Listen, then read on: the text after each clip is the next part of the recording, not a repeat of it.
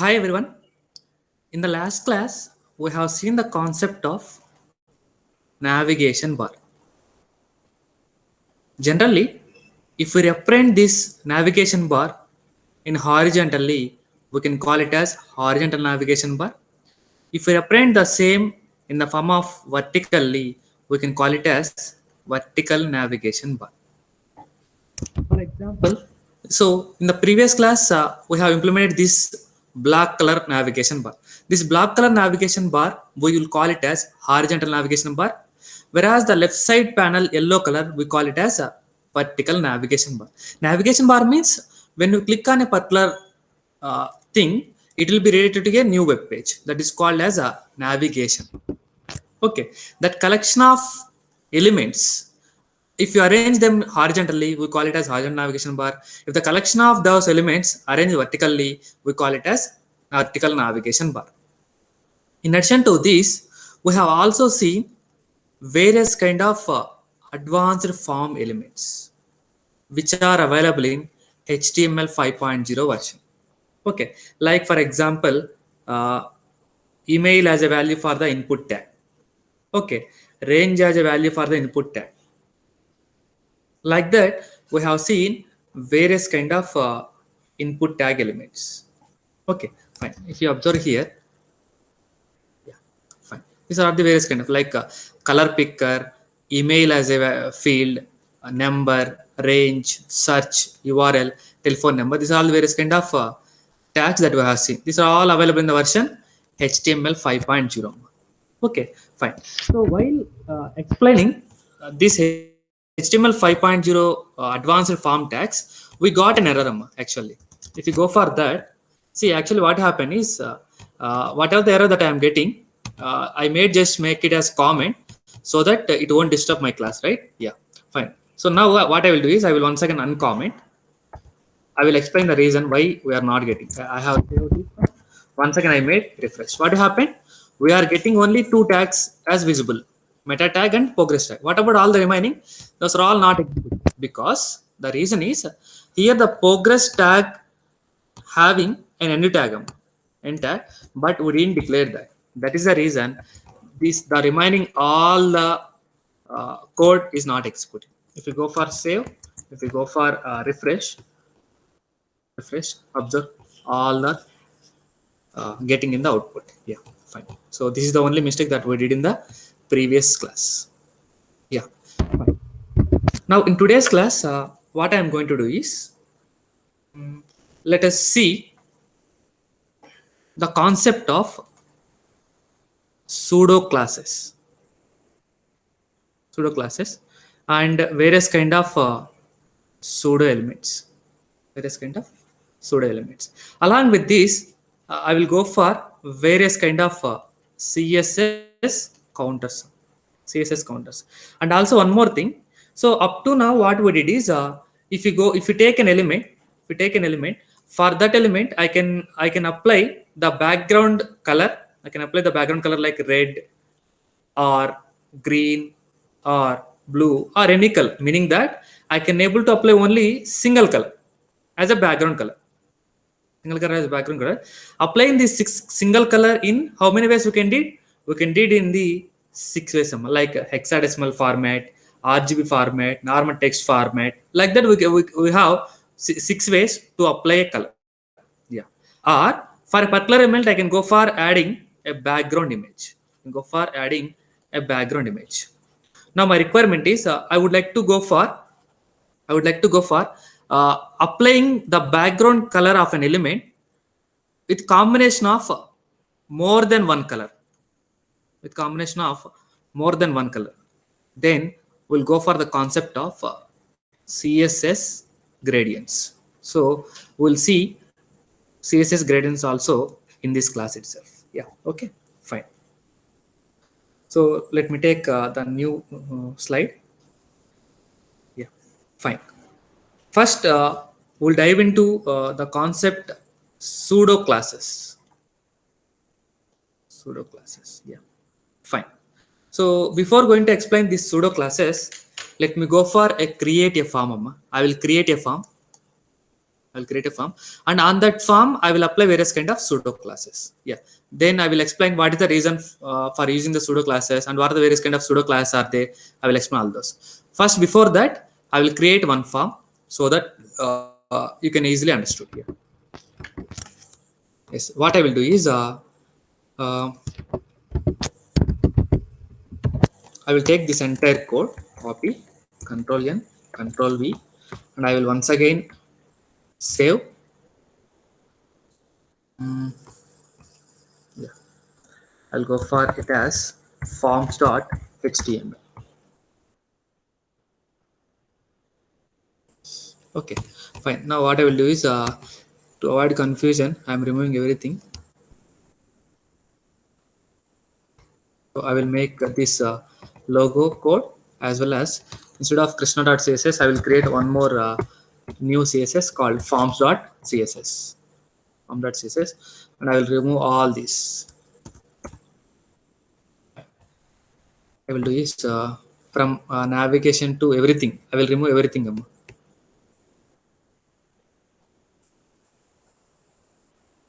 Yeah, I will remove all the main body. I will remove this photo also. You know already how to add this photo section.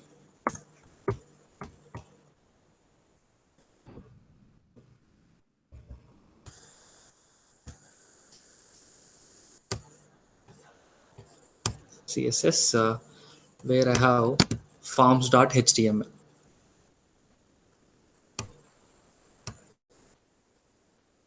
Yes, it looks like this, right? Yeah. Why? Because we didn't attach any kind of CSS. Let me go for create a new file called forms.css. Forms.css. Here I will copy this code. Which code krishna.css file I'm going to copy and I'm going to save. If I refresh, what happened? Yeah, you will get this kind of structure. Yes. Now I will close this krishna.css file as well as home.html because I would like to work with only this. Yeah, fine. I made the height as by default, and all the remaining thing will be same amount. So I will make the main float as it is. So division float as it is, and I will remove all the things because we didn't use all these top navigation, all these. Yes, fine. Control S. Observe, you get the same output or not? Yeah. Now what I will do is I will create one form. I will create one form between the header section as well as footer section. Yeah. For example, let me take a division. So I will go for a class whose class name is, for example, section. So as I would like to create a form, I need to use a form tag because which is meant for to take the input from the user and to submit the data to the server. I need to use the form tag. Okay. So and to which file I need to send the data, that we can define with the help of action attribute. For example, jk.php. jk.php. For example, I'm taking the class as form tags. Class name as form tags to access this data. Okay, fine. So while sending the data, in which format I need to send, that we can define with the help of a method. For example, let me take the method type as a post. The type as post. Yeah. Fine. I will create a header section. So heading of this one. So H1. Uh, for example, let me go for basic and advanced form tags. Basic and advanced form tags. Yeah. Fine. Yeah. So I would like to get this structure, RGK stick column, this kind of look and feel. So for that, what I will do is I will open once again this home.html. Where is that? Yeah, RGK stick column. So I have taken the class as class main head. So I will go for adding that class main head, and I will take that krishna.css file, control F, main head. Yeah.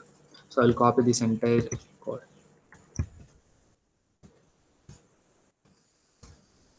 Yeah, fine.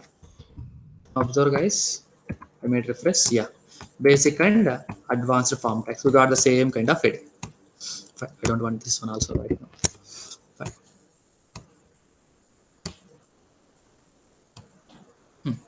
Next, I have created the heading of the form.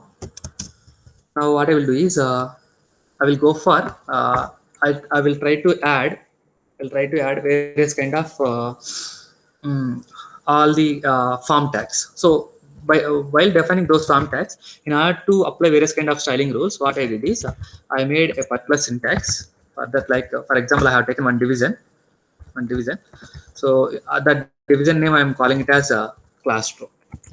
Guys, while working with the HTML form tags, what happened is so they are going to arrange in the form of not zigzag order. For example, let me go for this. Yeah. So what is the tag? For example, input tag. Input type equal to text. Input type equal to text. I'll go for taking the label. Label name is name. Label name is name, and I don't want to. Sorry. Input type equal to text. So as I'm not working with PHP, I don't want to give the naming also. Yeah. Now observe guys, if I refresh, what will happen? Yeah, it will look at this kind of section. Now once again, if I go for adding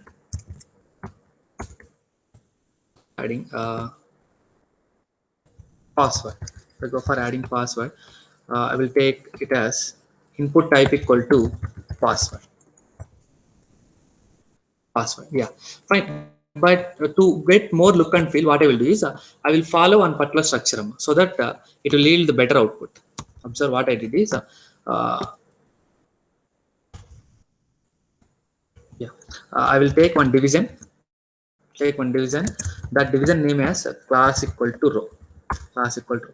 Inside that, meaning that I'm going to create one row. Inside that, I'm going to create one more division. Whose class name is like form label. This meant for to access the data. I'm going to give one name, and in that I'm going to create a label. Label. So the label name is name. The label name is name. Yeah, fine. So I have created the label. I will take once again one more division inside the row division only. So I will take the class name as farm control. Yeah. Now I will add this data. So input type equal to text, all this.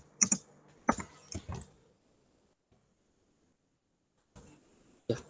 Guys, is there any change in the output if we apply any kind, if we didn't apply any kind of sales rules, right?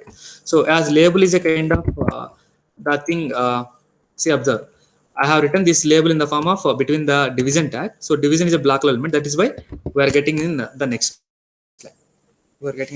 Okay, fine. Now what my requirement is, I would like to apply various kind of things for this. Before that, I will access this section. I will apply some kind of properties. So in order to visualize everything clearly, so dot section. So I will make pad this one 20 pixel, which is around, and I will take the border radius. For example, 10 pixel, and I'm going to give the background color. Background color as yellow. So what happened? Yeah. Now it looks nice. Yeah. Now what my requirement is, I would like to do see, observe. So I need to make this to arrange in the same line, same row. Even though I have taken this representation, but it doesn't get that kind of representation, right? Yeah. But my requirement is I would like to get name followed by text box, password followed by text box, like age followed by the corresponding number field, like that I need to get. So I need to make convert in that format. Yeah, fine. Before that, what I will do is I will go for defining the properties for this label. Whatever the label tag is there, for that I need to define the properties. Like for example, what about the surrounding location data? Like for example, I would like to define the padding around the label, 10 pixel, 10 pixel and 10 pixel, meaning that surrounding element in all four sides, I need to make a space of 10 pixel. Yeah, fine. Fine. It is moved, right? Yeah. What I will do is I will make it convert into an inline block element. What happened? Yeah. So fine. So that I can able to apply the height and width also on this one because of making inline block. Okay. Fine. Now, yes. So I have completed for the label. I completed for the label. Now my requirement is this form label I need to apply some properties. This form control I need to apply some properties because I don't want to get like this. What I will do is I will make in such a way that I am going to divide this into two parts. One is some percentage of the left side and as well as some percent on the right side. For that, what I can do is I can take this form label. I can arrange in the form of one. I will divide the screen and I will make something. Right, observe. Form label I will take. Form label I will take, and I'm going to take whose width is something like 20%. 20% of the width it requires, and I need to float it to the left side of the thing, and I need to make some kind of arrangement from the margin 8 pixel. So I think 8 pixel is okay. Fine. Observe what happened. It is floating towards the left, so that the remaining element will comes to the left side directly. So it is going to take only how much space? Only 20%. Yeah. So it is increased a lot. 15% I will take. So like that, I will take the control of the another one, farm control. Dot farm control. So this host width should be like width equal to some other thing like 75% I will take. 100% I will take. So this also flow towards the left side, and I will apply the same properties. Margin top 8 pixel. I need to give the space over every element. There, guys. Yes. Okay. Fine. We got this kind of structure, right? Yeah. Now, what my requirement is, for example, so how this kind of box look like? A very small box. I would like to make its size very somewhat enlargement I need to do. So for that, what I will do is I will access this particular element. I will access this particular element. I will access this particular element. What is that element? Input type equal text element. So this element I can able to access with the help of either input tag or with the help of input type equal text tag also we can do. But if you want to specifically access, then we go for input type equal text. Input type equal text, so that there is no problem with respect to the execution, because in future we'll get input type equal to password, input type equal to checkbox, all this will get if you access with respect to input tag. Okay, if I would like to apply specific properties for input type equal to text, then I will go for access with respect to that. Yeah, for example, I would like to access that one. So dot sec, I will go for input. So this is the one way to access the data. Input type equal to text. For that one, what I need to do is I'm going to make some padding around the that text box, 10 pixel, 10 pixel, 10 pixel, and I need to make its border radius. Border radius 4 pixel, and I need to make it visible. Some border, 1 pixel, solid, some kind of. Other guys, yeah, it looks like this. Now the thing is, I would like to increase this width of this element to make this like whatever the space available, that space I need to define. I need to define. So for that, what I can do is I can define the width also. I can define the width as 100%. So this 100% is what? 75% of this one. Actually, this is defined in this one form control. That is why this 75% is equal to the 100%. Now what we can do is yeah, fine. So now what I will do is I will go for adding one more thing. I will make copy. I will make the password. Yeah. Input type equal to, I will take the password. Observe guys, what will happen? There is a problem with the output flow. Because there is some reason, Amma. There is some reason. What is that means? Here, what happened is I am going to float the elements to the left side.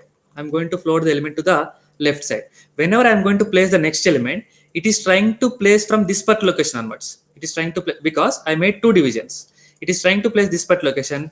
That is why we are getting the password as from this particular location. Yeah. So at the time, what you need to do is we need to make to tell the browser that I need to make to come to the next line directly. So at that time, what you can use is you can use a property called clear property, which is meant for to define the floating element to the next line. The floating element to the next line. So for that, I will use a value called clear equal to both. Clear equal to both. So one thing we can do. So what I will do is, so where is that problem we are getting? We are getting here after this one, we need to clear that space. We need to clear that space. That thing we can access with respect to the dot row. Dot row. What I will do is, I am going to clear. I'm going to clear the both sides. I'm going to clear to the both sides. Now observe guys, what happened? Yeah, you get this kind of structure. Am I right or not? Because I am saying to the browser that please clear to the free float and goes to the next line. That is what I said. So that's why you get this kind of structure. Yeah. Now what we can do for this one also, I can apply the structure. So input type equal text. Instead of this input type equal text, guys observe. So instead of writing like this, I can cut and I can save. You can observe the output. Yes. You get the properties or not? Yeah. But I don't want like that. I want to find out specifically so that it look good. It doesn't mean the look good. So in future, if you want to access specifically, it's better for you because in future, input tags are so many.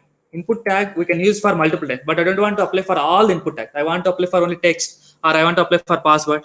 That is the reason I am accessing like this. Yes, fine. So as I applied the clear both sides, I'm getting this one. Here you can observe guys, is there any space that is providing between these two lines, name and password? No, it is not providing any kind of space. So it is just making of padding. Okay, fine. What I can do is instead of that, after every row, what I will do is I will make one line of empty data. So for that, I have used a property called content property. For example, I am going to define it as JK. Guys, observe. So I will explain what is that after property. You can observe here. What I can do is, yeah, fine. Here you are getting this kind of structure, right? So what you can do is, you can make this display in the form of table. Yeah, fine. So guys, the thing is, generally in HTML we'll have the concept called table concept. In CSS also we'll have the table concept. Like for example, general in HTML table means we are going to write the table tag. Here, if you want to write like table shape data, then we'll go for display equal to table. In HTML, if you would like to add some cell, we'll use TD. Here, if you would like to add some cell, then we can use here display equal to table cell. So that is the reason. So as I need to get in the form of a table, right? So this is the first column, second column, like that. Then I will go for display equal to table. So instead of getting JK, see, observe guys. I'm sorry. After this particular row, I am adding the content called JK content. So I don't want JK. I would like to have an empty space so that it look good. Yeah. Now it looks good. Okay. Fine. So this is the way we can create this structure. So what is this after? So which is called as pseudo class. Right now I will explain within 10 minutes. Yeah. Fine. Now what I will do is I will go for adding the required things. For example, I will copy all this. So I will make so this is a tag which is related to disabled property. Input type equal to text. I'm going to make it as a disabled. Yeah. So disabled means it is fully transferred, meaning that I can't able to edit this text. Disabled. Yeah. Fine. I will make it copy. Yes. I will make it as required. Required. Input type equal to required. Required. I'll make 1 second copy. Read only.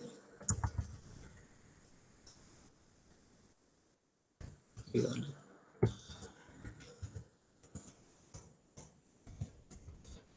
Guys, automatically it is adding everything. Yeah. Fine. So I'm intentionally adding all this. So after password, I need to add some kind of checkbox. For example, I would like to add gender. So gender is a kind of radio button, right? Yeah. Input type equal to radio. Input type equal radio.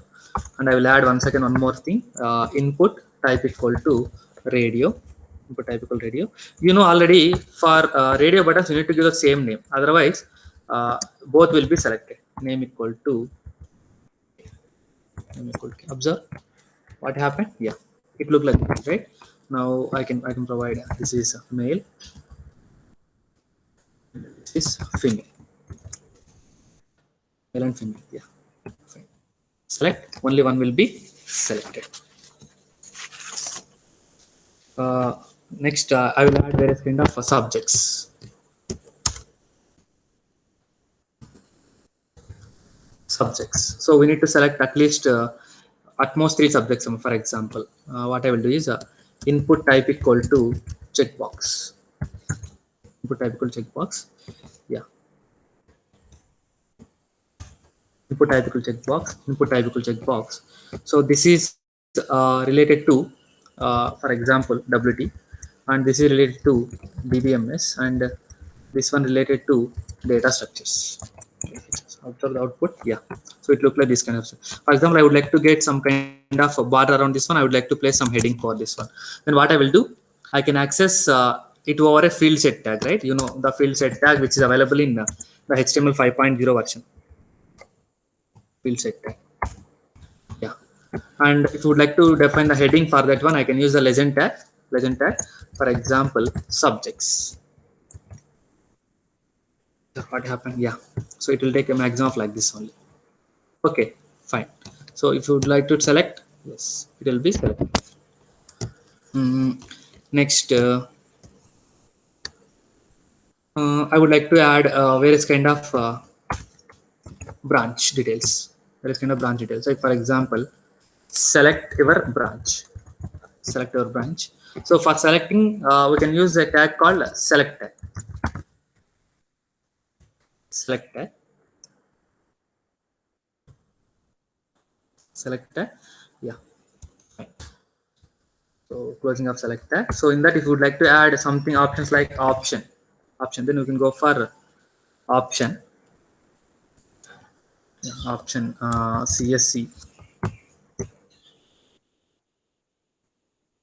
Yeah, guys. While explaining the select tag, I have gone for various kind of tags like opt group, option, all the CSC, ECE, mechanical.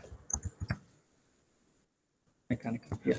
Yes, if you observe here, yeah, you get this kind of structure, right? So here the properties are not available to here because we didn't access this particular element, because select tag we didn't access. So to apply this thing for this also, I'm going to access with respect to the select. Okay. So after selecting, you will get this kind of structure. Yeah. Now what I can do is I can add an address field.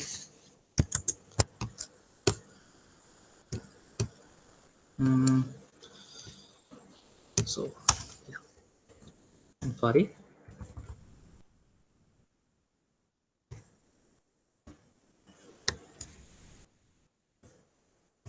Address. So address adds what is the tag you require? Text area tag is required, right? Yeah. Text area. So for that, if you would like to give some kind of name, so or if you would like to provide some kind of details like how many rows you want to display. For example, I want to display 5 rows, and how many columns you want to display. For example, 20 columns I need to display. And if you want, you can define the placeholder. Enter address. Enter address. If you want to provide some default name, default address, then I'll go for adding like this. Now for this one also the properties are not applicable. Then what I can do, I can define that here itself. Text area. It is applied here. Yeah. Next, I would like to go for some kind of all the advanced HTML elements like number, all this. Yeah. For example, let me go for age. So age, I can access with respect to a number value, right? So input type equal to number. So for example, my website has to allow minimum age should be 18. Minimum age should be 18, and maximum age should be 100. Maximum should be 100. And if you would like to have a value, default value, then I can go for default value as 18. Default value as 18. Now observe guys, for this, it won't apply the property because again I need to access. So for that, what I can do, input type equal to number. Guys, instead of all this, you can go for defining one class for all this. You can apply all those also. There is no problem at all. Yeah. Input type equals number we got. Yes. So then, for example, let me go for a valid email. Let me go for a valid email. Yeah. Email. So what is the tag we require? Input type equal to email. Input type equal to email. So to apply styles for this also, I need to access here input type equal to email.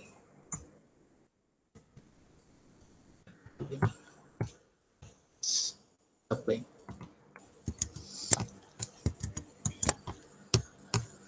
Yes. Then okay, fine. It is enough for up to here. Yeah. And what I will do is I will go for adding the buttons. So for example, I don't want to require any kind of label, right? So I won't write anything here. I would like to create two buttons. One is input type equal to for example, I would like to add reset button.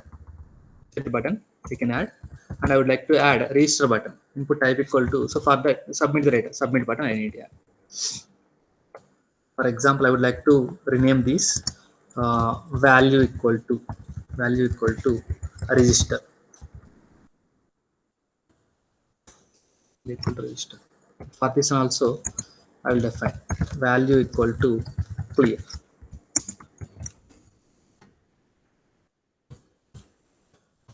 So guys, yeah, what happened? They come around here, right? Yes. So I will make the hide the footer so that main footer. So I will make the main footer.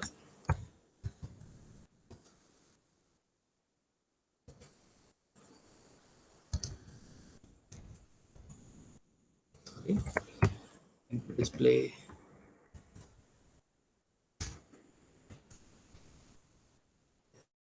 So now it will do perfectly, right? So what I need to do is I need to float them to the right side. I need to float them to the right side so that it look good. Yeah. What I can do is I can set them to the right side. So for example, so I can access that data. So input type equal to submit. Input type equal submit, and for input type equal to reset also I need to do some property. Yeah. What I can do is I need to change the color of the text to white color, and I need to apply some kind of background color as for example dark action. I need to make some padding over around the element 10 pixel and 16 pixel. I need to make some kind of margin so that it look good. Margin 5 pixel. I need to make it some rounded corners. Border radius 4 pixel, and I would like to make the border. Okay, it is not necessary actually. If you require, it is you can add border as none. So I can float that to the right side actually. So they are left side of this tag, right? I can make them float right. Observe, yeah, it looks good, yeah, right.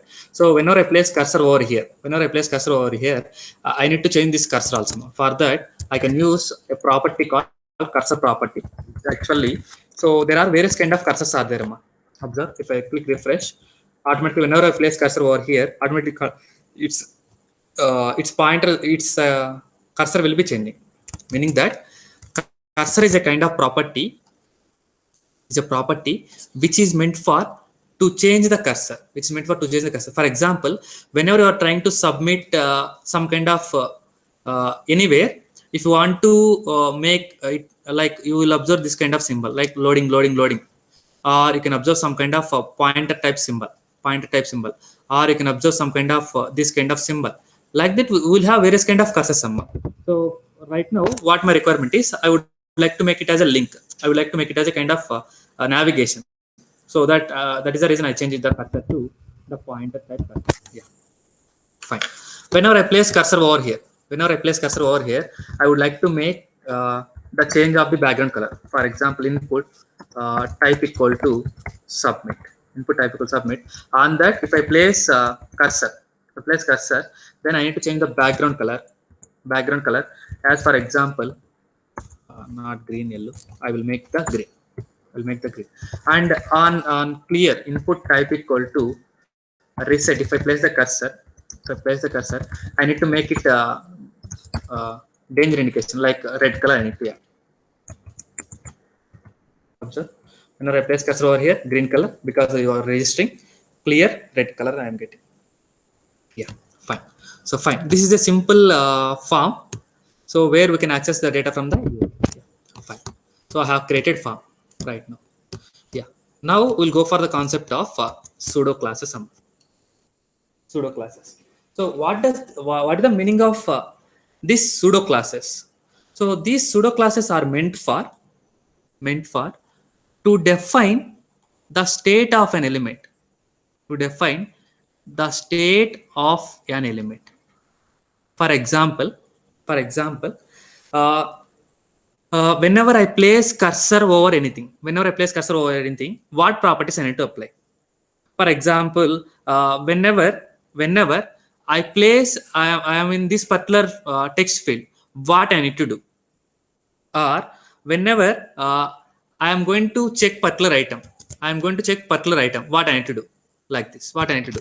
So meaning that based on the state of an element, what properties are need to apply, that thing we can define with the help of pseudo classes. These pseudo classes I am going to define with the help of a colon symbol. Define with the help of colon symbol. See, there are various kind of pseudo classes are there. So those are all prefixed with colon symbol, right? You already have seen various kind of pseudo classes. One is hover pseudo class, another one is active pseudo class, link pseudo class, visited pseudo class. So these four you have already seen in our previous classes. Meaning that hover means whenever you are trying to place cursor over a particular element, we need to apply these properties with the help of hover. Active means on particular, whenever I am going to the time between the click and release, that thing we call it as active. Link means the default link color, if you want to apply, for that I am going to access the link pseudo class. Visited means if a particular link is already visited, then you need to apply some basic properties. We call it as a visited pseudo class. Yeah, fine. What I can do is first we'll see various kind of other pseudo classes. First one is I will go for enabled pseudo class. I'll go for enabled pseudo class. Then disabled pseudo class. I will write all this and I will go for execution directly. Disabled pseudo class. Focus pseudo class. Checked pseudo class. Out of range pseudo class. And In-range pseudo class is also there, so which comes under the same example. In-range pseudo class, and valid pseudo class is there. Valid pseudo class is there, as well as invalid pseudo class is also there. Okay, fine. Like for example, not pseudo class, which I have already seen, not of selector, not of selector, and we'll go for the another one, optional pseudo class. So all the pseudo class I'm going to prefix with the colon symbol. Read only pseudo class, read only pseudo class, a read write pseudo class, read write pseudo class, like. It's like some there are some other there, so we'll see those once again one by one. Yeah, fine. So enable pseudo class means if there is any kind of thing, there is any kind of thing. So where that element is enabled, then you go for to apply the properties that we have written here. For example, let me go for the execution of disabled so that you can understand clearly. If an element is disabled, what kind of properties I need to apply? What kind of properties I need to apply? That thing you can define. See, for example, this is a kind of disabled element, right? So for this, if you would like to apply some kind of properties, then I can go for accessing. I can go for accessing that disabled property. Disabled property, right? Yeah, fine. Here you can observe what I can do is input type equal to text colon disable property. Whichever the text field having the property called disable, then what I need to do? I need to change its background color as to the pink color so that user can understood. Oh, this is like if I refresh, what will happen? So this is nothing but disable, meaning that for disabled elements, what properties I need to apply? You can define with the help of disabled pseudo class. Disabled pseudo class. For example, for enabled pseudo classes, what kind of properties you need to apply? And what I can do, I can go for enable. Yeah. I would like to go for some kind of color which is look good. I already tried this one. So RGB off 208 comma sorry 222 and 245. For enable, observe guys, all the text fields, wherever the text fields are there, all those are going to be enabled, meaning that we can able to edit this. We can able to edit this. That is why we are getting the color as this color. It is somewhat looking like a blue color. Yeah, I don't want to make for all this because all are enabled, right, by default. Yeah, only few are disabled. That is why I need to highlight them. Yeah, fine. Next, what I will do is I will go for the focus one. Go for focus one. Input type equal to text. I would like to take the focus, meaning that. So observe guys. Yeah. So here, whenever I place cursor, automatically it is focused on this area. It is focused on this area. Trying to place tab, it is focused on this area. Trying to tab, focused on this area. So like this. So wherever I'm trying to focus on the text elements, I need to apply some kind of colors. For example, I need to make the background color as, for example, I'll go for yellow green, and I need to change the border also. Border. For example, solid red color. Yeah, observe guys. So whenever I place cursor, automatically the background color is changed because it is focused. Border colors also change. But for the disabled, no. For required text field yes, read only text field yes. But for password, it is not approved because we didn't access with respect to the input type equal to password. Yeah. So if you want, you can access with respect to password only. Yeah, fine.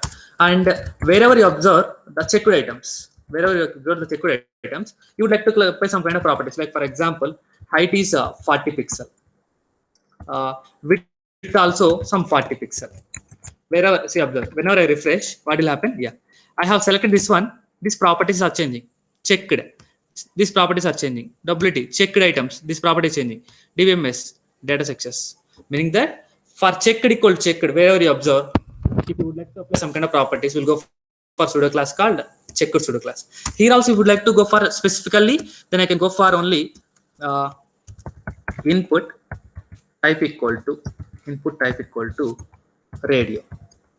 Input type equal to radio.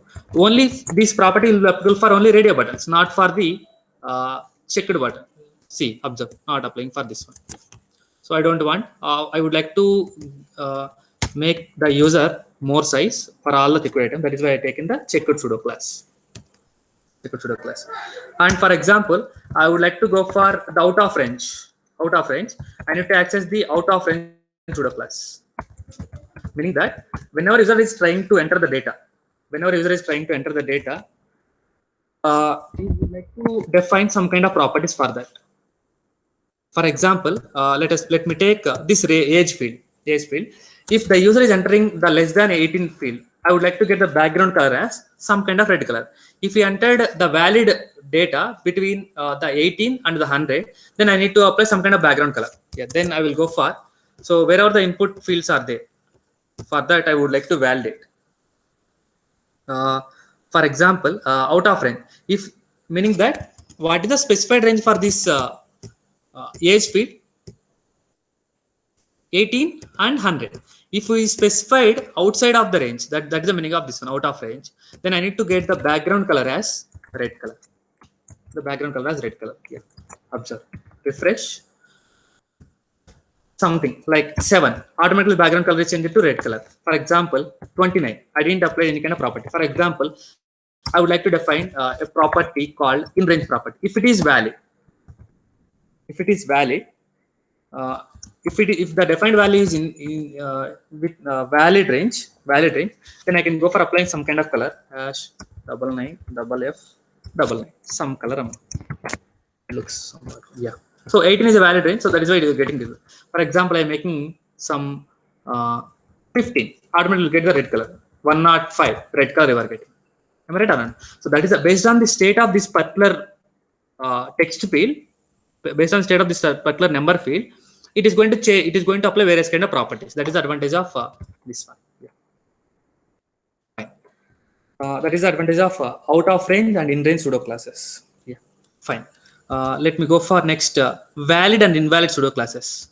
So, for example, what will happen is email field. Is that a valid field? So, if we provide empty data, it is a valid field. But if you go for JK at the rate, if I click on register, what will happen? So this is the field required, right? For example, I am adding JK. If I click on register, what will happen? Please enter a part following at the rate JK at the rate is incomplete, meaning that this is an invalid data. The data which I am entering here is invalid data. JK at the rate gmail.com. Now it is valid data, it will submit. So based on whether the data is invalid or valid, I would like to apply some properties. Then I will go for the pseudo class called valid pseudo class, meaning that if the data is valid, I need to get my background color as the same thing as like this. If the data is invalid, I need to go for invalid pseudo class. Like background color as red only. Oh God, what happened? Okay, I can access with respect to the input tag. Nice. So as right now email field is a valid, right? Valid, because even though you are not entering, it will take it as a true value. If I go for JK at the rate, that's it. It is an invalid. At the rate gmail.com is a valid. But if you go for another thing, so meaning that if you are not following that particular defined rules, then it will consider it as a valid or invalid. So if it is following a valid email rules, then we call it as valid, otherwise invalid. So if I made edit, yeah, you are going to get invalid. So like that we can define. And there are some kind of things where everything is optional, meaning that guys, observe, there are some fields which are required. Other than required fields, remaining all are optional or not? Yes, user no need to select the remaining things. Those are all the things we call it as optional.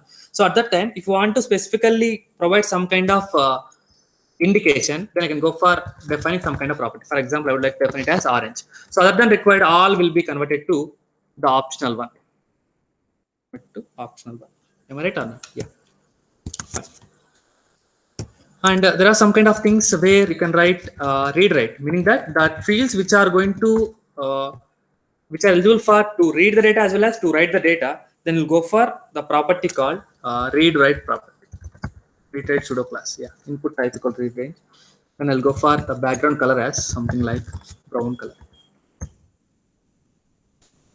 Yeah, meaning that all, so this is a disabled. Only we will perform read only operation, but not write operation. That is why it is not applying that kind of color.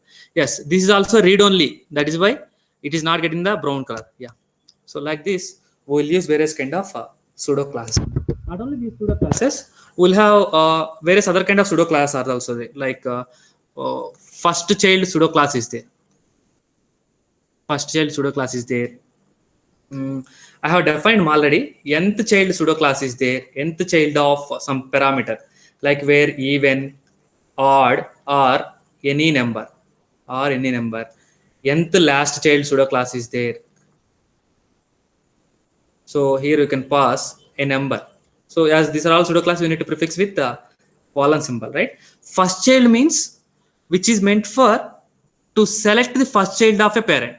To select the first child of parent, then we'll go for first child pseudo class. Nth child, which is meant for to select the particular child, particular like fourth child, fifth child, sixth child, or even number of childs, or odd number of childs, or a particular number child.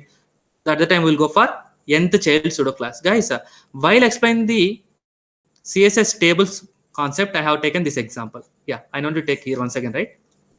Nth last child means, so nth child will take from the starting onwards, from the parent starting onwards, whereas nth last child from the parent last child onwards, it is going to take the reverse. The reverse, yeah, fine. Yes, like this, various kind of pseudo classes are there. Various kind of pseudo classes are there. Yeah, for example, let me go for this example also. Yeah. What I will do is, after header, I will take one main tag. Okay, fine. So what we can do is, for example, I will define one division. Division class equal to some PSU. I would like to define some bold tag, list of branches. So my requirement is I need to define some over unordered list. Yeah, unordered list, where list contains some data. I'm sorry, list CSC closing of LI.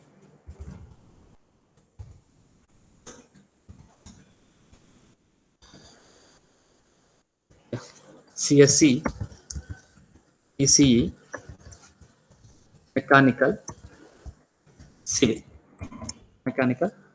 Okay, fine. If I go for refresh, what will happen? Observe, guys, over the top, we get this kind of structure. Yeah. For this, let me go for applying some kind of properties so that it look good. Yeah. What I can do, I can access the location element. I will access. So this main is a kind of area where you can write the data, right? So which is an HTML5 tag. Yeah. I would like to define the background color as yellow. I don't want yellow green. Yeah, background color as yellow. And for look border radius, I will take the 10 pixel.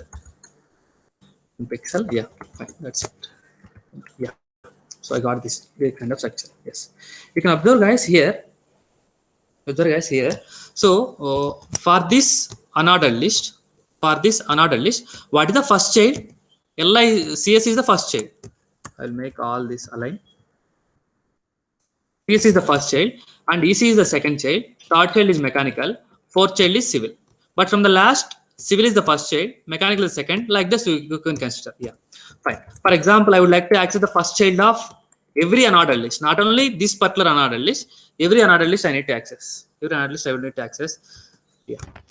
Observe, guys. Yeah, fine. Then what I will do is I will go for accessing this data. Unordered list.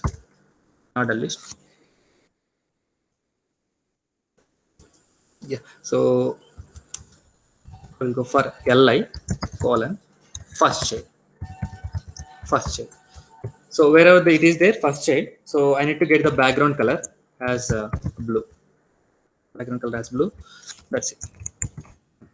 Yeah. So this is a kind of first child. That is the advantage of first child property. Yeah.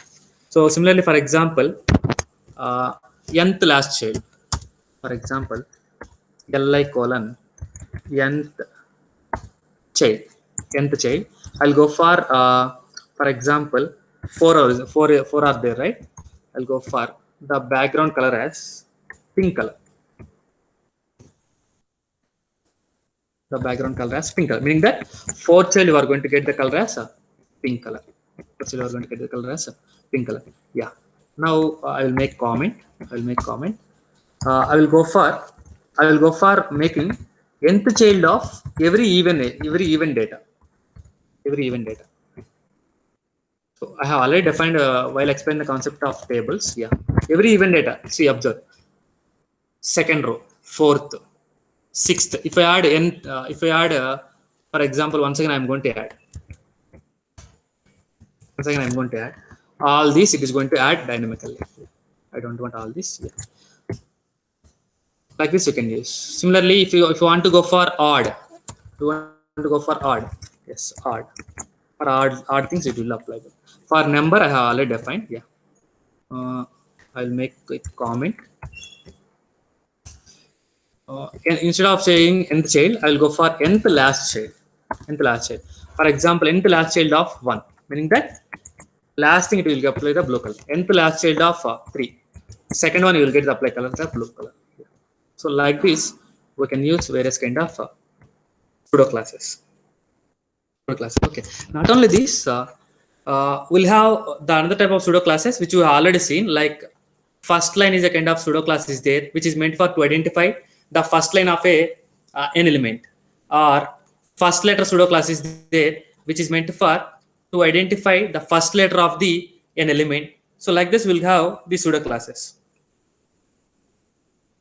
Sorry, one thing, Amma. One thing, yeah. So actually, these two are comes under the other type, Amma. Actually, so these are all not comes under. Sorry, these are all not comes under the pseudo classes. Okay, so these are all the various kind of pseudo classes, like enable, disable, focus. All these are various kind of pseudo classes. Next, we'll see various kind of pseudo elements. Pseudo elements. Okay, so what are these pseudo elements?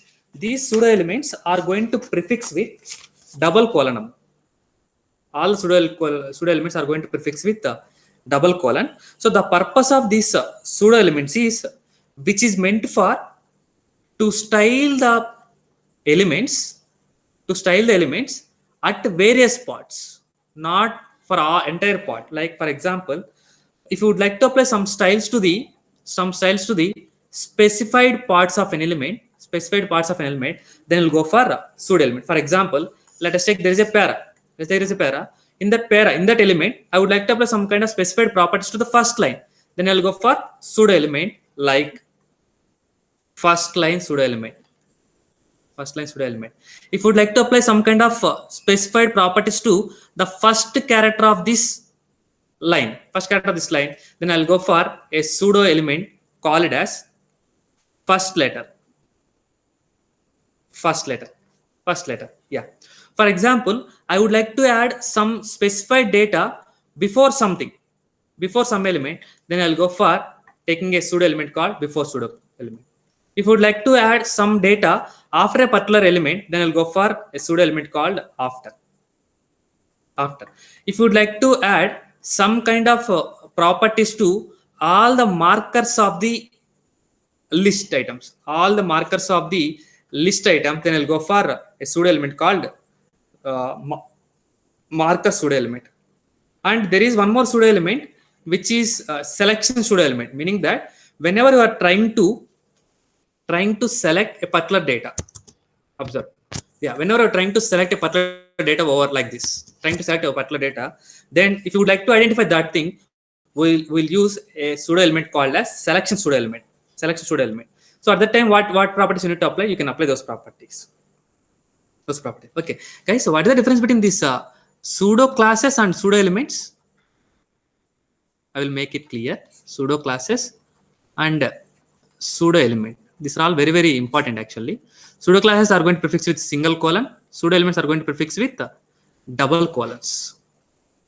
So these pseudo classes are meant for based on the state of an element, based on the status of element, whether it is checked or unchecked, readable or unreadable, or what, or whether it is a valid data or invalid data. Based on the state of an element, we are going to apply some properties with the help of pseudo classes. Pseudo elements means these are all not defined with the help of state. These are all going to define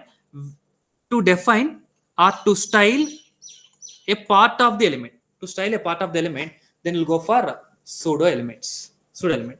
Okay, these are all the various kind of pseudo elements. First line, first letter, before, after, marker, selection. Okay, let me go for this all with the execution. The execution, yeah. Fine. What I will do is, yeah. So I will take one para in the inside these forms. Yeah. So what I will do inside this one, I will take one para. I will enter some lorem. Yeah. So yeah. So what will happen? Yeah. We got this kind of data. Yes. Now I would like to apply some kind of properties to the first line of this para. First line of this para. Then I can go for accessing with respect to that paragraph, double colon, first line. So I don't want first letter. I would like to go for first line. Yeah.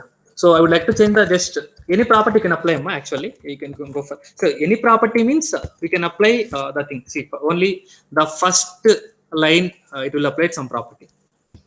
See guys, any property means we can apply any kind of change the color of text, or we can change the background, or we can change its cursor position. We can change its cursor position, or we can go for some outline. Like this, we can do only few properties are applicable, not for all the properties. So, for example, if you would like to increase the font size, is it applicable? No. Font size is 30 pixel. Just check whether it is applicable or not. Yes, it is applicable. Like this, there are some properties will be applicable for this one. Only first line is applied. I don't want this one. For example, I would like to apply some styles to the first letter. Then I'll go for a pseudo element called first letter pseudo element. For example, so this one I already explained, So REM, which is 3 times of the actual size. I would like to go for the line height, and it has 0.7. Yeah, fine. I would like to go for some padding over the top, 4 pixel, and from the padding right, I will go for 0 pixel. Observe guys, what happened? Yeah, observe. Yeah, it looks like this kind of section. Yeah, if you want to go for a specific only first letter to apply some kind of style, then you'll go for first letter pseudo element. Meaning that to specify some properties over the part of an element, then you go for pseudo elements. Yeah. For example, I will go for some marker. Observe guys. So what is the meaning of marker? Means so it is meant for to apply the styling properties to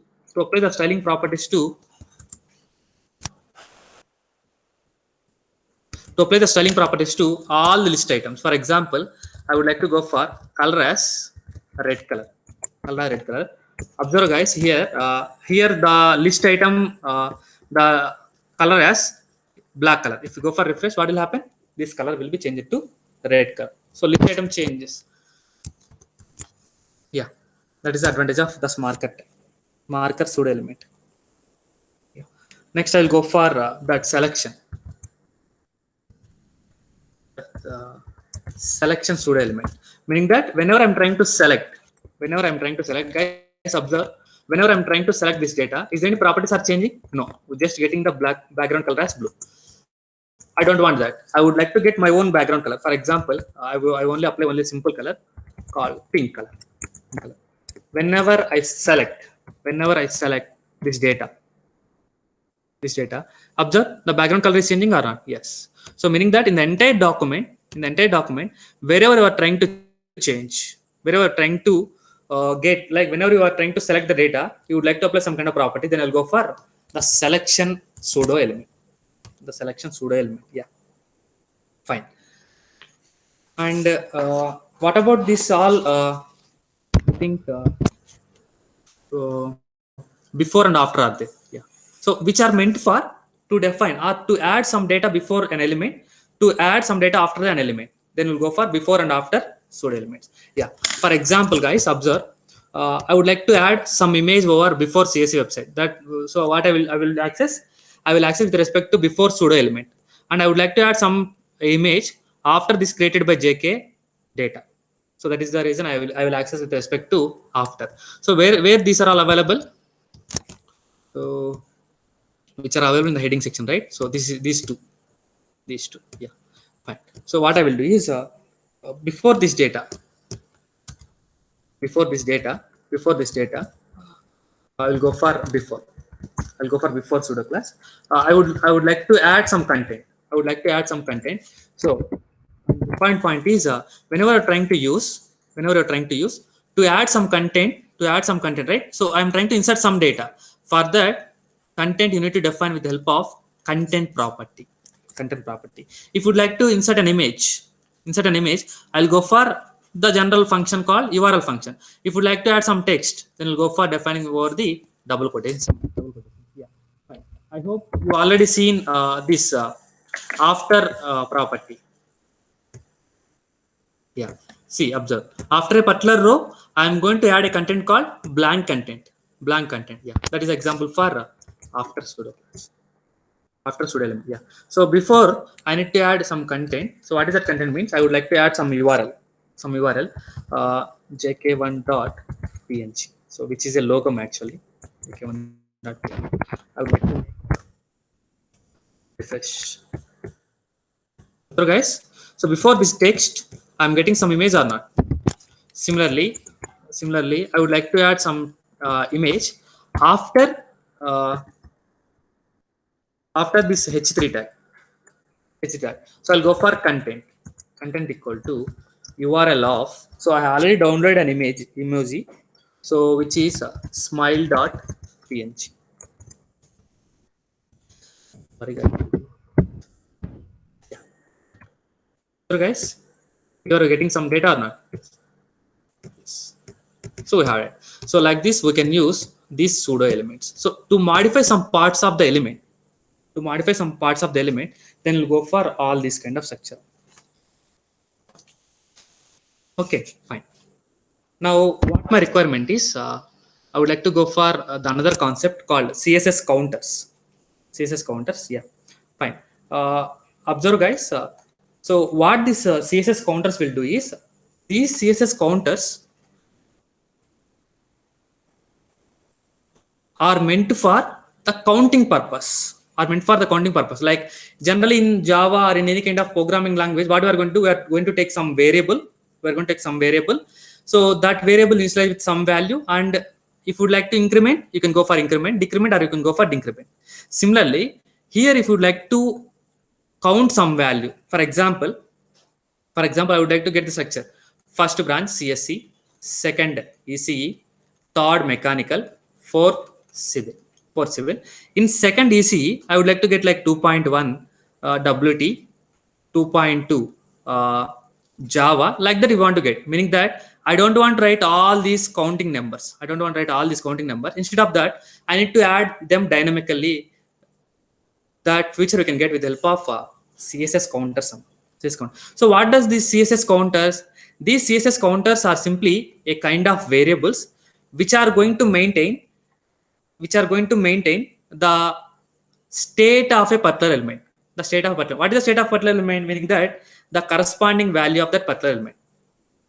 For example, fourth number is civil. If I would like to add something like aeronautical, then its previous value will be incremented by 5. So that is the advantage of CSS counters. Meaning that, so generally, which is meant for to track the number of elements you are trying to add. To track the number of elements that you are trying to add, then you'll go for CSS counter sum.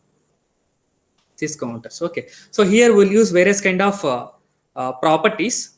One kind of property is counter reset property. Which is meant for to create a variable to create a variable, meaning that to create a counter or to reset a counter. To create a counter or to reset a counter. And counter increment is a kind of property which is meant for to increment the already created counter. To increment the already created counter. And another one is content. Another one is content. So which is meant for, so you already know, which is meant for to insert the generated content. To insert the generated content, we are going to use the property called content property. And counter is a method. Counter is a method, or counters is a kind of method which is meant for to add the value to the element. To add the counter value to an element. Guys, just go for just notes. So while execution, it will be easy for you. Execution, it will be easy for you. Yeah. So this is the general information about this counter. Fine. Let me go for the same example with the help of coding part here. What I will do is I will take this unordered list only. I will take this unordered list only. I will take out this class name as outside the class, outside the unordered list, outside the unordered list. And so I would like to get 1 CSC, 2 ECE, 3 mechanical, 4 civil, like that. I would like to get. Yeah, fine. So before that, what you need to do, ma? Yeah, one minute. Yeah. Is there any change here? No, nothing changes here. Yeah. See, guys, whenever I have added here, the data will be added here also, because this is also H1 tag, right? Yeah. Fine. Now I would like to remove all these first symbols, all these bullets, disks. Yeah. For that, what I can do, I can access this out class. Can access this out class? Yeah. So I will access this out class. And I am going to define the list style type as none. So you know, right? So I have removed all those till there.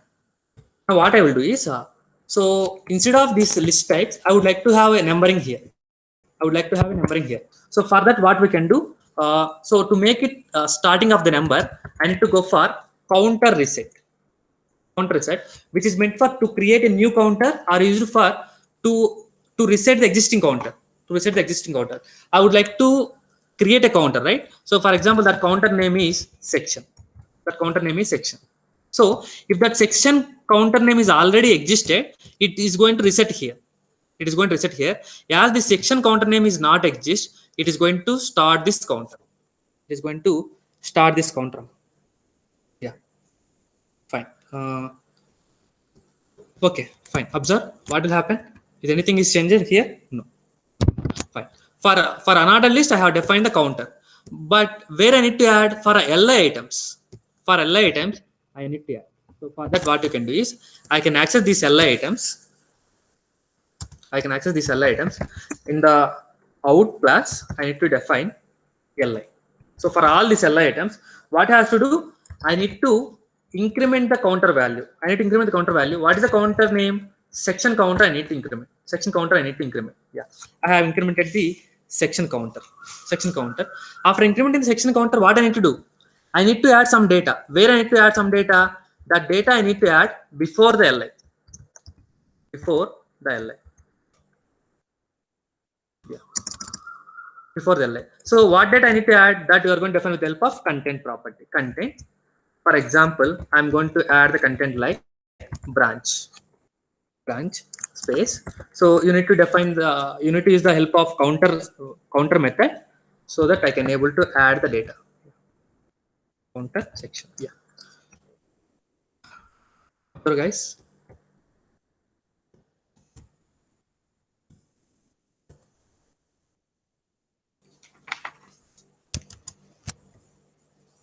Yes, what happened?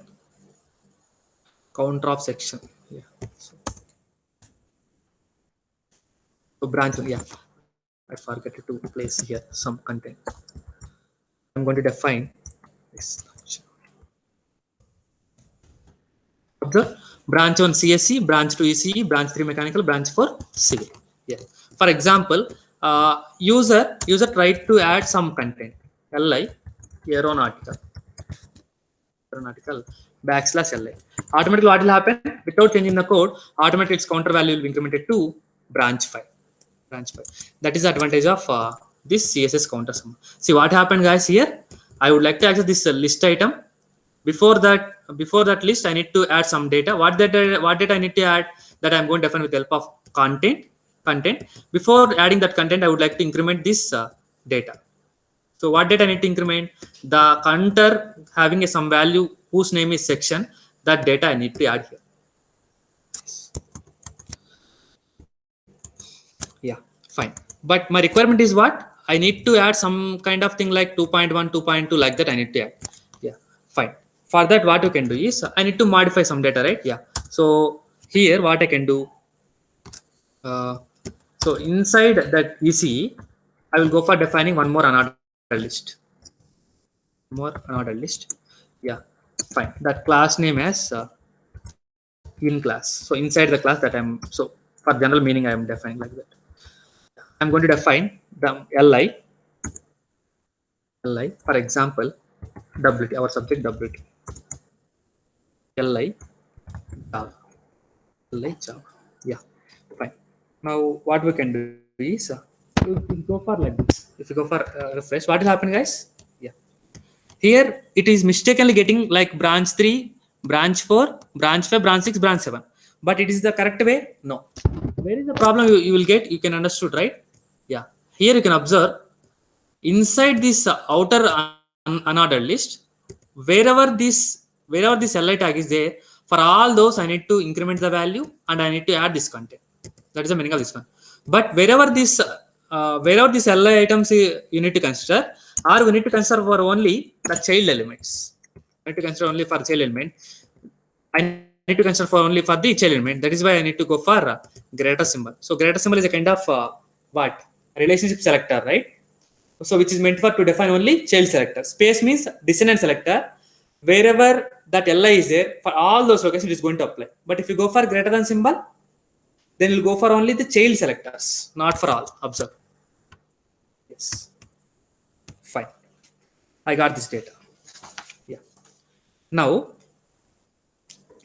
what I need to do is I need to go for remove these first. I need to go for those circle. Go for those circle, right? So how we are going to remove those circles with the help of that class name. Dot in class. I would like to define the list style type as none. So as I'm going to apply for to add one more counter, so I'm going to define it as a subsection. If you define here section, what will happen? The previous counter will be resetted here. And it will start from the first value once again. Yeah. As I have defined the new counter name, so it is going to start once again the different number. Yeah. So that inside that inner another list for all the L items, I need to add some content before that.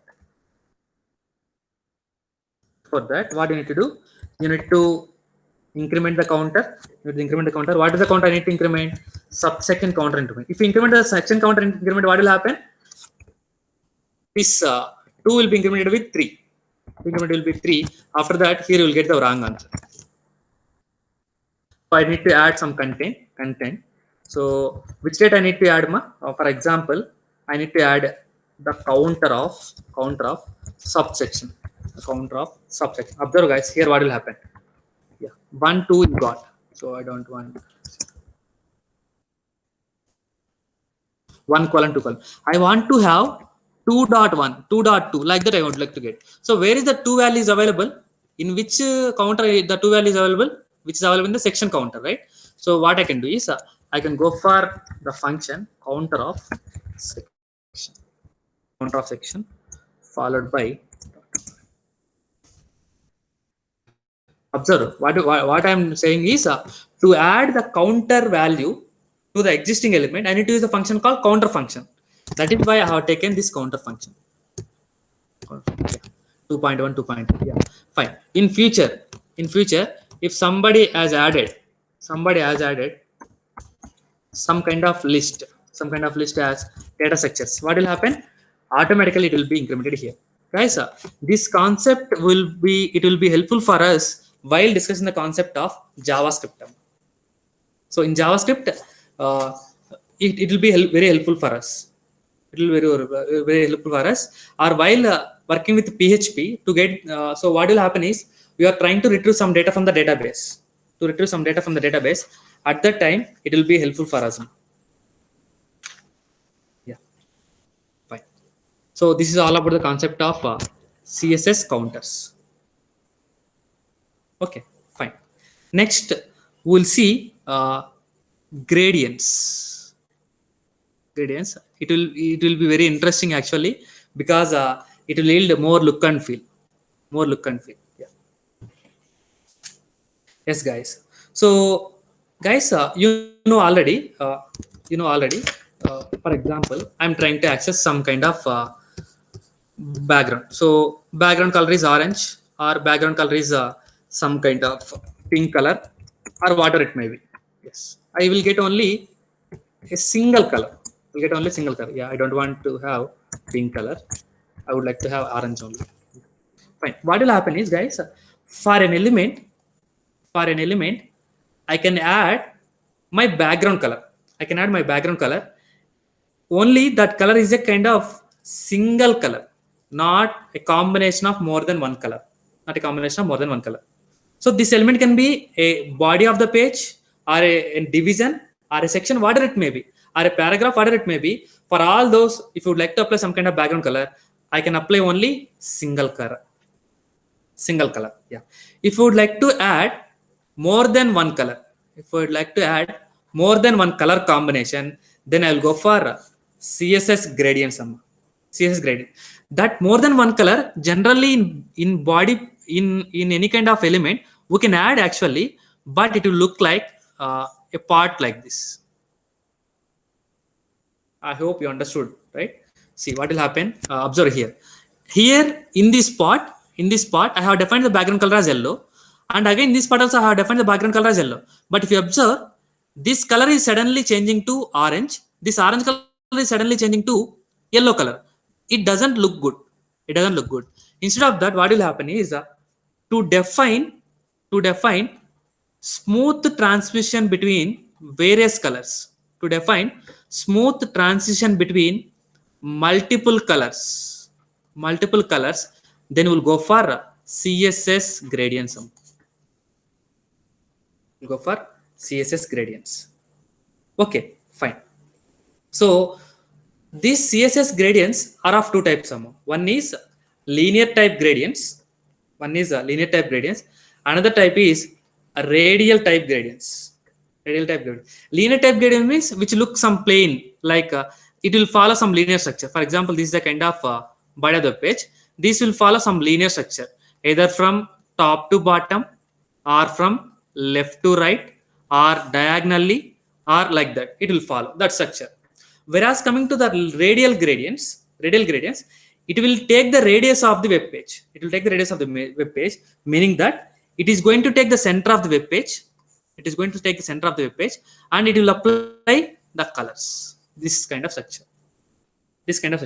So this structure is like, whether you want to get the structure is in the form of a circle, or whether you want to get in the form of a ellipse, like that we can define the colors. Okay, fine. Anyway, let me go for one by one.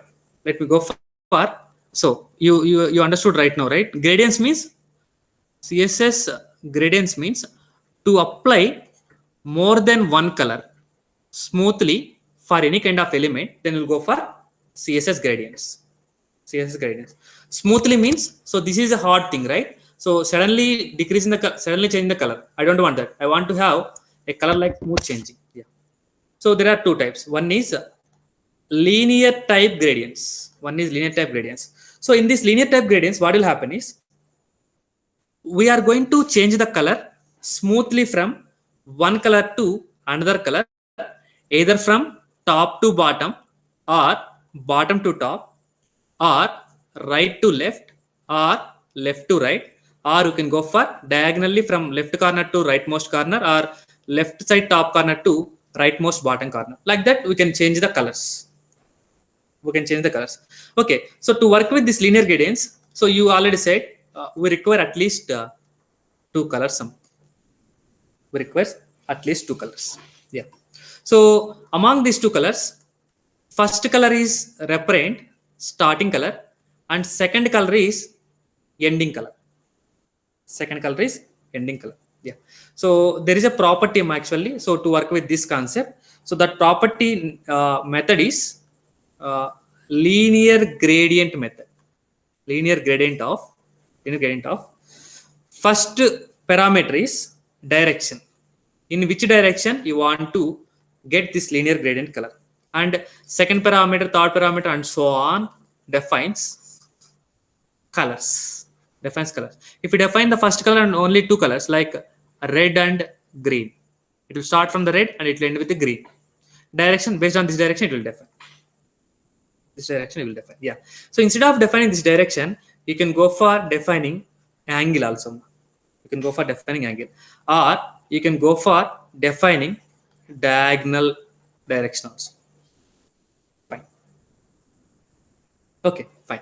So now what I will do is I'll go for uh, so first I will hide this datum actually, so that it look good for you.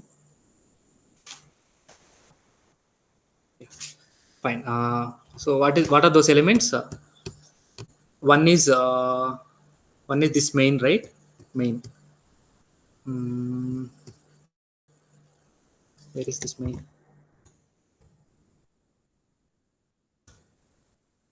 Yeah, main. I'm going to make display as none. I'm going to make display as none, and one more thing is where section. Sorry, section.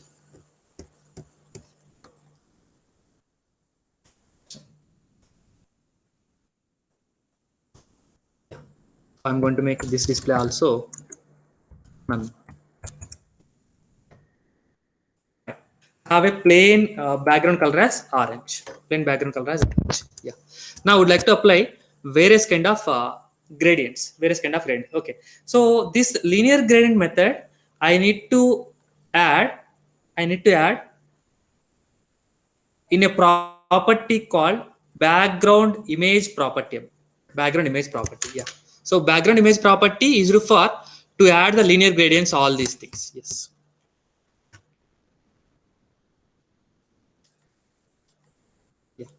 Fine.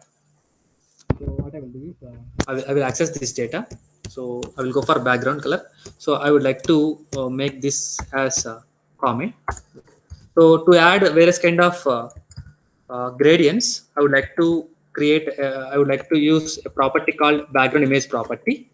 Uh, I have to use a method called linear gradient method.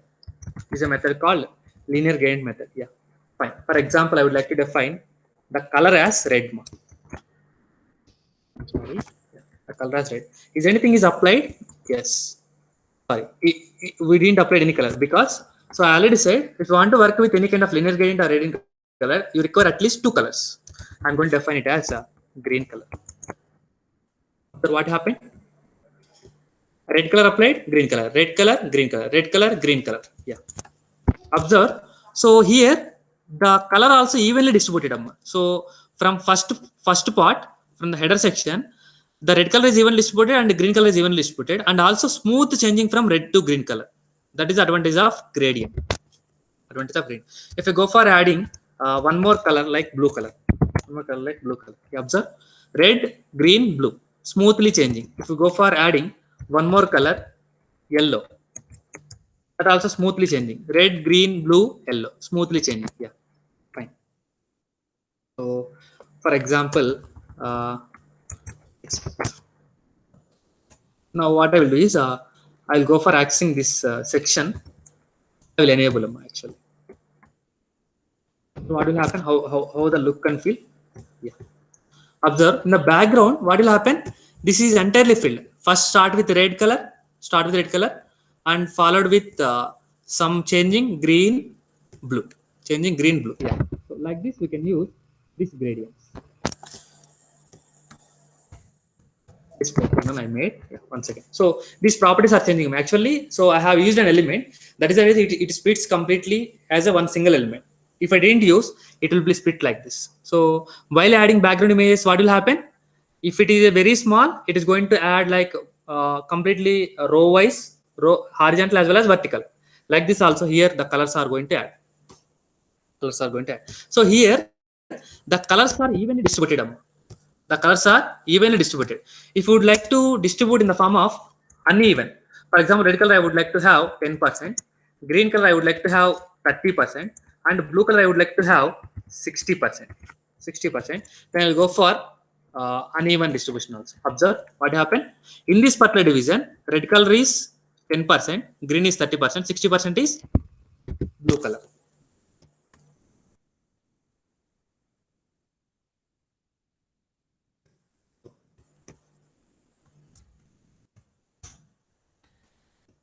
Actually, I need to make it comment so that it is meant for future purpose.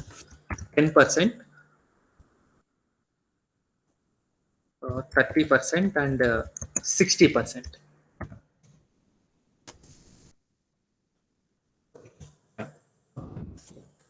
I don't want to have this one actually, but it look good. Yeah, fine. Fine, right? So actually, from which direction it is starting? From top to bottom it is starting.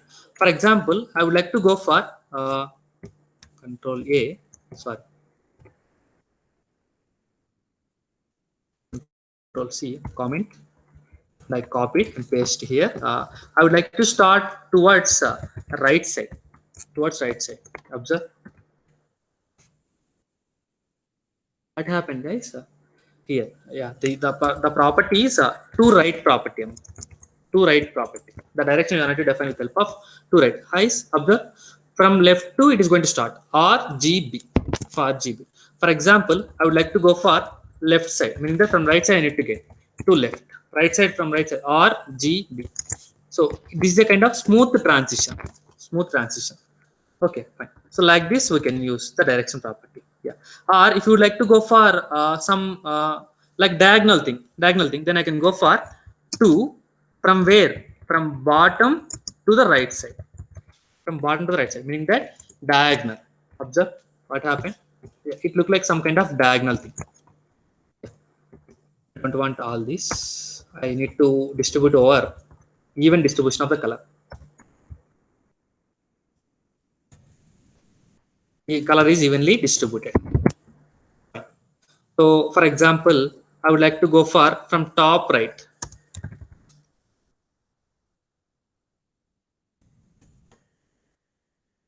Like this kind of diagonal symbol also we will get. Or else, what I can do is I can go for defining with the help of, I'm sorry, to define with the help of angle also. With the help of angle. Yeah. For example, I would like to define 90 degrees. So I'm going to define like it as a 90 DEG. Observe 90 degrees will get. For example, I would like to have diagonal.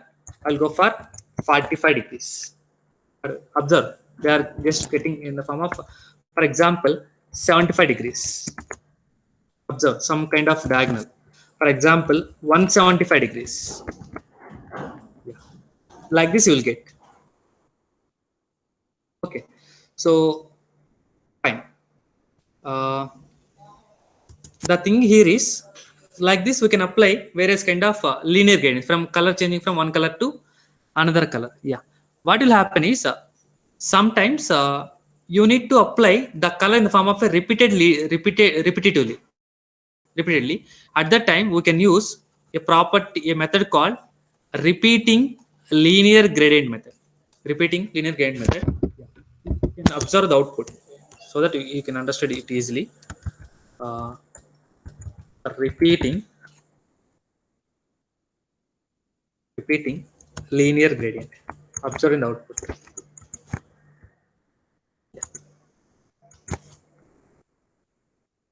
For example, so as I didn't mention any kind of evenly distributed. So if it is unevenly distributed, I need to make this use. So I don't want red color. I want to have 7% of green color and blue color is 10%.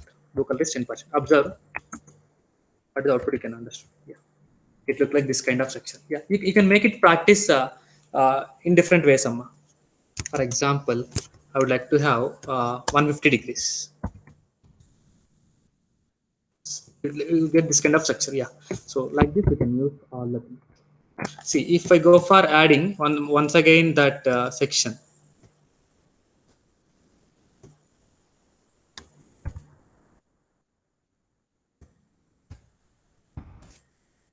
what will happen? See, in the background, observe how the structure. It look like a full of colors. Yeah, like this we can add them. Yes. So this is all the concept of linear gradients. Linear gradients. Okay. Next type of gradient is a radial gradients. Radial gradient. So I already explained. Radial gradient means from the center point, it is going to start the coloring to the whole page. To the whole page. Yeah. So the method here we are going to use is a radial gradient method. Radial gradient method. There we are going to define the direction, but here it doesn't require any kind of direction. We are going to define the shape, and you have to define the minimum two colors, and if you want you can have n number of colors. Similarly, so if you define any kind of percentage, it is evenly distributed. If you define any kind of percentage, it is unevenly distributed. Is unevenly distributed. Yeah, fine. So if you want to go for repeating, then I'll go for a method called a repeating hyphen a radial gradient method. Repeating hyphen radial gradient method. Yeah. I'll go for once again this comment. Background image. So instead of linear gradient, I will go for radial gradient. I'll go for radial gradient. So I don't want to have any kind of direction, because here direction is not required, because it is always going to take from the center. Observe, guys. So here I think we didn't observe anything.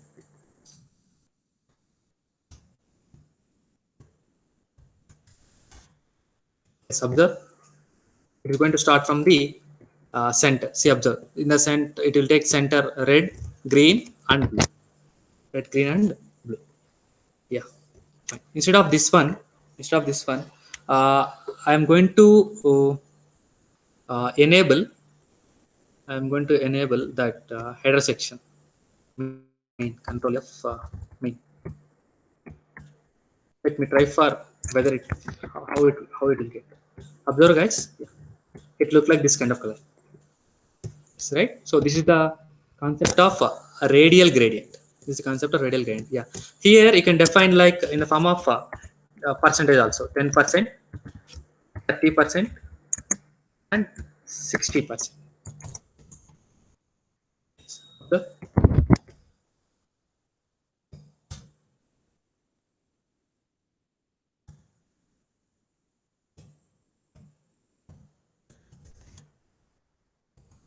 So once we add this one only, you will get that effect. The red is only 10%, green is 30%, remaining all will be occupied by 60%. Fine. Or you can define the like shape. For example, I would like to go for ellipse.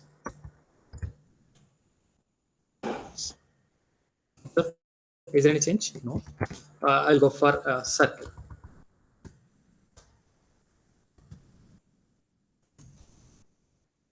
Observe. Now it had some change. There's some change, right? Yeah. So like this, we can use radial gradient. So if you want to go for some kind of repeating hyphen radial gradient. Yeah. Fine. So like this, we can use them. I am going to comment this also. I'm going to go for only this one.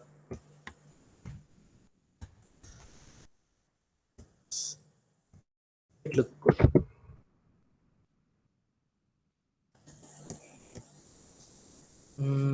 Where is that section?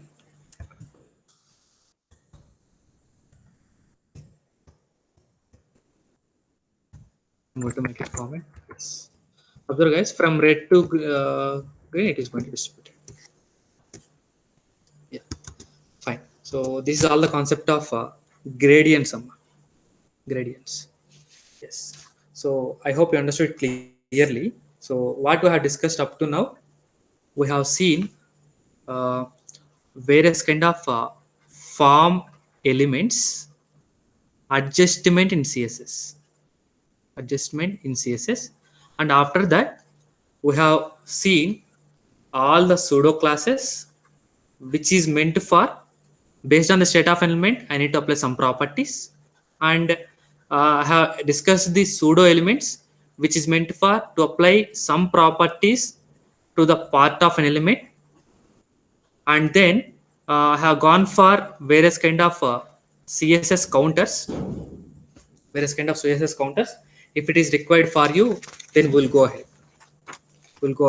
So to count the to count or to remember a particular element number, then we'll go for CSS counters. Then we have seen CSS gradients. CSS gradients. Okay, fine. So guys, in the previous classes, I will take one simple thing. In the previous classes, I have taken a property called text shadow property. Text shadow property, which is meant for to define a shadow to a text. To define shadow to text. In that, first parameter is horizontal shadow, and second parameter is vertical shadow, and third parameter is color of the shadow. And third parameter is color of the shadow. Observe here what I said, right? Basic and advanced form tags. So horizontal how much display, vertical how much display, and the color of the shadow I'm going to define. Yeah, fine. So here we can add one more parameter. Here we can add one more parameter. That parameter defines, for example, I'm defining it as 5 pixel. This parameter defines blur effect. Blur effect of the text. Blur effect of the text. Let's observe. I'll go for accessing that one. So which is available in main head. So text shadow. So for example, I'm going to add the blur effect as 10 pixel. 10 pixel. Observe what will happen. It's applying blur or not? Yeah. So for example, this is 5 pixel and this is 5 pixel. Some kind of blur effect. I remove this one. Blur effect applied or not? Yeah. If I go for adding this, you will get the blur effect. Fine. So for example, if you want to add some kind of combination colors also can apply. Not only that single time shadow effect, you can go for multiple times also. For example, I'll go for 1 pixel, 1 pixel vertical shadow, and for example 2 pixel blur effect, and I would like to go for black color.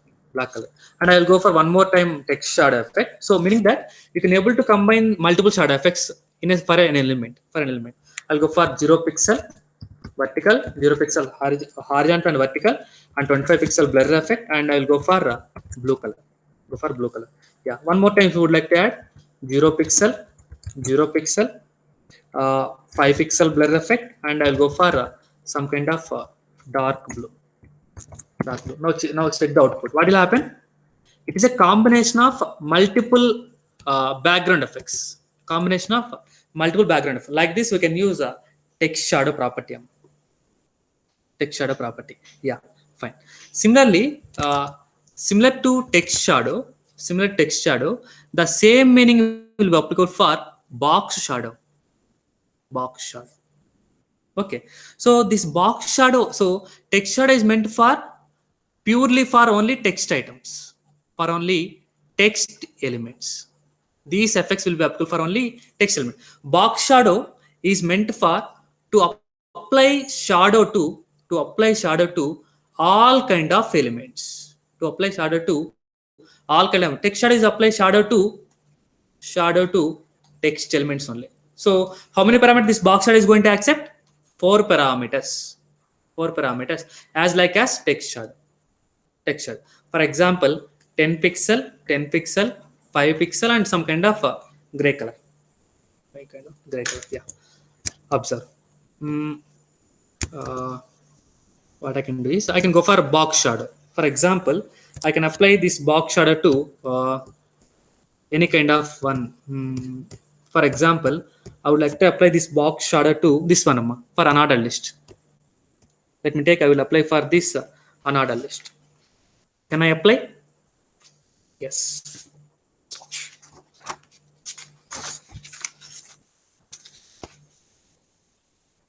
Yeah. For example, I will access that another list. So where I have written, which is I have written in the form of out, right? Yeah, out, which is available here. Yeah. First, I would like to select the range where it is available. Border. I would like to define 1 pixel. So add it red color. Yeah. I would like to go for see. I'm going to make it comment actually, so that you can observe the output. Guys, so this is the another list border. So this entire thing border. So for this element, I would like to get a shadow. I would like to get a shadow. Then I'll go for box shadow property. Hmm. So what I can do, I can go for box shadow. Box shadow, 10 pixel, 10 pixel, 5 pixel, gray color, for example. Refresh. Yeah, what will happen? So in the background, you will get a kind of shadow or not? Observe. You get a kind of shadow. Yeah, that is the advantage of box shadow. Yeah. So what will happen is I'll try to combine all the things. So I'll go for this. I will take out 1 minute. Yeah. I will try to combine all the things. Sir, is it applied or not? So like this, we can apply this box shadow property also. So text shadow is similar to box shadow. So as it comes here, I explained that thing. Yeah, fine. So this is all about today's class, Amma. So fine. So I hope you understood clearly. Thank you.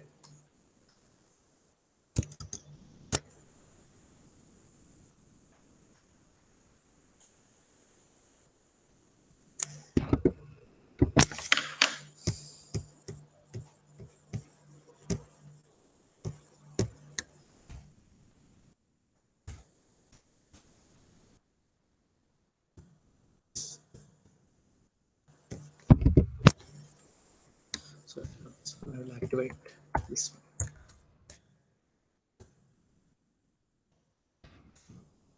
This one.